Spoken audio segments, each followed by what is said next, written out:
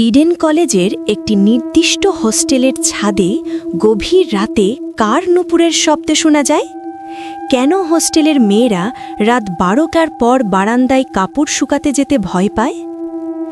Eden কলেজের একটি পুরনো হল। কথিত আছে 70-এর দশকে এক ছাত্রী নাচে খুব পারদর্শী ছিল, কিন্তু এক দুর্ভাগ্যজনক ঘটনায় সে হলের ছাদ থেকে পড়ে মারা যায়। এরপর থেকেই ওই হলের ছাত্রীরা রাতে অদ্ভুত সব শব্দ শুনতে পায়।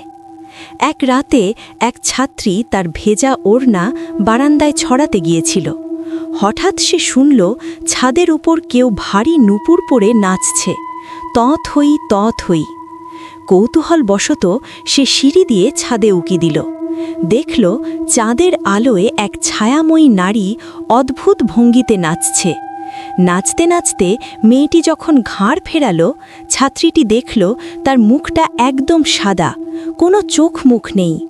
মেয়েটি হঠাৎ নাচ থামিয়ে বাতাসের বেগে ছাত্রীটির দিকে এগিয়ে আসতে লাগল। ছাত্রীটি কোনো মতে নিজের রুমে ঢুকে দরজা আটকে দেয়, কিন্তু সারা রাত তার দরজায় কেউ একজন নুপুরের তালে তালে লাথি মারতে থাকে। পরদিন সকালে দরজার কাঠে আগুনের পোড়া দাগের মতো নুপুরের ছাপ পাওয়া যায়। আজও হলের ছাত্রীরা বলে, অমাবস্যার রাতে ওই ছাদে আজও সেই অতৃপ্ত আত্মা তার শেষ নাচটি নেচে বেড়ায়।